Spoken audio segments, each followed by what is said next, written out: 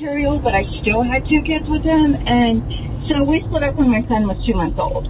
But even though he didn't pay child support and he only saw them the few times that he did pay child support, I never gave them the feeling of their dad didn't love them. It was, he'd tell them, oh, I'll pick you up in 2 weeks, and then wouldn't show up. But it was like, your dad's busy, he's got stuff going on, all of this is happening, and it's really important. Now they're 26, and they know their dad's a drug addict. They know all this stuff about him, but even when he tried to disparage me and say that I did this or I did that, it was more like, no, our mom took up for you. She made excuses for you.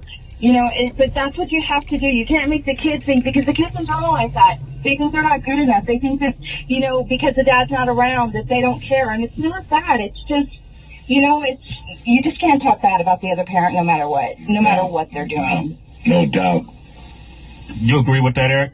Oh, absolutely. Sway said it, and that's the one thing, even though, like you said, Sway, my mom didn't necessarily talk to me about my father, but she never, ever put any bad vibes out there to further complicate, already, super complicated situation. So I agree with you. I do know that a lot of mothers are emotional, but for real, you have to be cautious that what you've experienced, you don't give that experience to your babies, but you let them create their own experience. So that's a good word. Mm-hmm. Definitely. You cannot let your kids think that your issues with their dad has to become their issue. Absolutely. I would get into it with my mom. My mom would say stuff like, oh, he's a piece of shit, y'all don't need to worry about him, blah, blah, blah. And it's like, no, don't talk bad about him. Absolutely. I know he cheated on me. I know he wasn't a good guy. I know he's into drugs. But they don't need to know that at 3, 4, 5, 6, Absolutely. 7. Yeah, they need to create their own narrative. Absolutely. Yes.